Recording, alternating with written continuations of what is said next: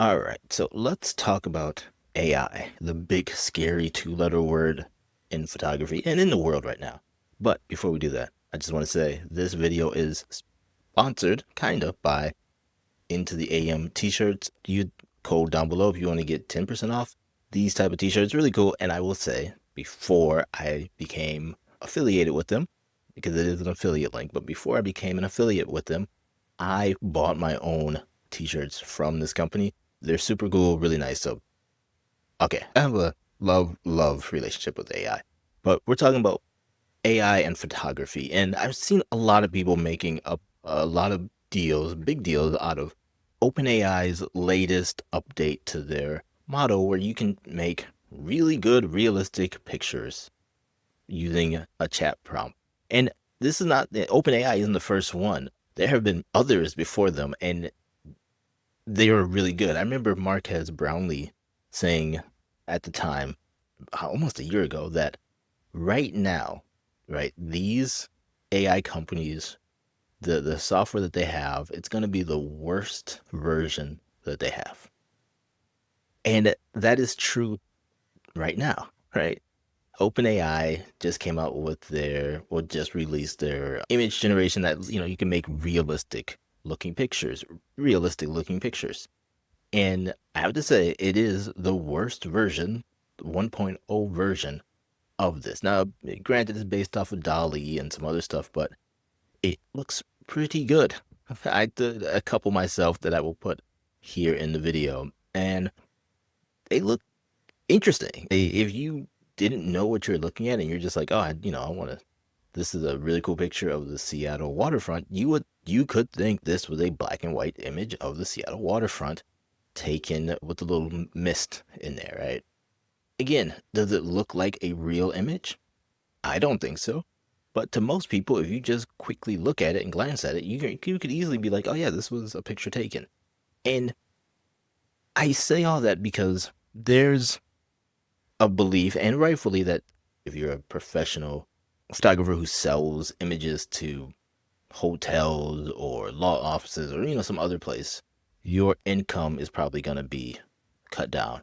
If you do a stock photo imagery and someone could use their iPhone to take a picture of, this, very dirty water bottle and now make some AI generated product photography images from it, you are rightfully should be scared. But if you're an amateur photographer or a hobbyist photographer, someone who, like us, takes pictures for fun, we're out for walks, we're just capturing these moments, who cares?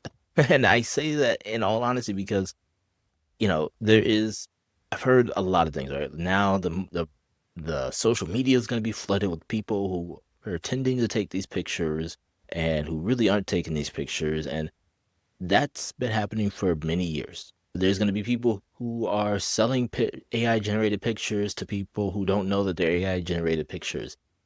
People have been using Photoshop for many years to do all kinds of nefarious things. My point of all this isn't to say, like, oh, this is perfectly fine, like, but at the same time, it's more like, eh, okay. Like, have I used this? Absolutely. I use it all the time. Like, I create images all the time of just dumb things that I have on my mind, and I send them out to friends and family. Like, that's all I'm using it for. And it's pretty fun to do, right? Or if it's, a birthday and I want to send a happy birthday of my niece or nephew and make him look like a superhero or something, I can do that. And it's super cool to do. And if I wanted to do that before, yes, I would have to pay somebody to do it, or I have to like set up a photo shoot and do all this stuff. And the reality is, I wasn't gonna do that. And so me being able to do something like that now for fun is, I think, perfectly fine. Like, I have no issue because I'm not selling the work. I'm not trying to say like this image of this image of me of little Kwame that I made. I'm not selling that. I'm not saying I went in there and drew it by hand or anything. Like, no, I had an idea while walking through Costco. I was thinking of for those of you who are my generation, you remember a basketball player named Anthony Hardaway? There was a commercial with Little Penny, and that was like at the time very viral. And I was like, oh, I wonder if what would happen if there was a little Kwame. And literally, this is what I got. That's that's it. And so, when you see these videos about the AI and the end of photography, or now especially with movies, the end of movies, I am kind of over it because the same thing was said with consumer photography, right? Consumer photography came out and it was going to dry up all the painting. When people used to do portrait paintings, right? It was going to dry up the market for painters. Okay. And then when the, consumer cameras got really good and you had like these compact cameras, professional photography was going to go out the window. No one would get family pictures anymore done at Sears and other big box stores. Okay. And then when digital photography came out, oh my gosh, digital photography was coming out and everyone and their mother was going to be able to take professional looking pictures and no one was going to you get senior pictures done. Wedding photography was going to crash. The market was going to crash and all this other stuff. And it's still here. Like my point is like there's always going to be these ebbs and flows of things. Like whenever something new comes out, there's a fear of it's going to replace and dislodge something else. Cell phones were supposed to kill off photography. It kind of did. It killed off the point and shoot market, but let's be honest, people who are buying point and shoot cameras or even like film point and shoot cameras, let's say you would take that camera, use it for maybe around the big holidays, around birthdays, and that was it. And now, in my opinion, what cell phones have done is made everyone be able to take everyday moment photography and do something with them. Like right now, we have social media, but you can also text them to your friends, text them to your family. I take pictures all the time of my kid playing baseball and send it to my uncle, who is his great uncle, who loves baseball, right? It's so much easier for me to take a picture with my cell phone, send it to him, or even my camera and like upload a picture to that and send it to him. And he loves it. He doesn't live in Washington. He gets to see his great nephew play baseball, something that he used to play and no one else in the family plays. And so he loves it. And I can do that really easily by being able to use this camera. Now I'm using my camera right now to shoot this video.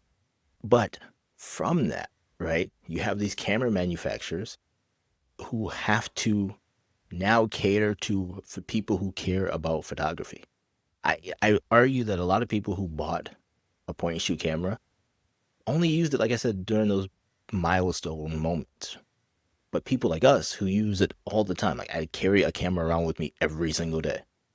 I'm more invested in the camera I'm going to make. And yes, the camera price has come up because volume has come down, but now they have a concentrated group of people who actually care about taking pictures. So look, I don't know what's going to happen with AI and photography. I have no idea, and I really don't care, to be honest. Like I will use it. I think it's fun. I think it's cool to play with, but I don't like it does it's not going to affect my photography. I'm not going to stop taking pictures or carrying a camera around with me and just think like, "Oh, I can create an image on my phone." Some people might do that. Some people are going to figure out how to make this an art form. And that's fine. Like if you turning words into an image is what they're into, who are we to judge? Like it's not photography, it's something else. And what we do isn't what they do. So who cares? Instead of us focusing on the scary thing that's going to be changing the world and all this kind of other kind of stuff, like let's just focus on what we're doing and focus on taking the pictures that we take and documenting the moments that happen in our lives, because what's happening in our lives can't be replicated with AI. We can't create an image of our kid's first steps or going on a walk with your dog or your kid's first triple. Those are things AI can't generate. What do you guys think? Again, I don't know if it's bullish or bear. I don't know. I don't really care about the the photography abilities of OpenAI or some of these other companies. And again, OpenAI is not the first one. I was doing this a couple years ago. Like I could tell I forgot the name of the other one, but there's one I could tell like, hey, I want an image that looks like this camera using this lens with this depth of field, and it looked again, it looked pretty good at the time, and it was terrible compared to what OpenAI can do now, and I'm sure what this same company, I forgot their name, but what they're doing is still far leaps and bounds ahead of what OpenAI is doing. I would love to know your thoughts and comments down below. And again, as always, if you are into listening to photography, the philosophy of photography, or photography gear rants by a middle-aged man, this is your channel. And again, thank you to Into the AM for partnering with this small channel, because it's pretty cool when channels like us get sponsors. And again, they sent me out the shirt, but I bought plenty of shirts of theirs before they sponsored this video. All right, talk to y'all later. Bye bye.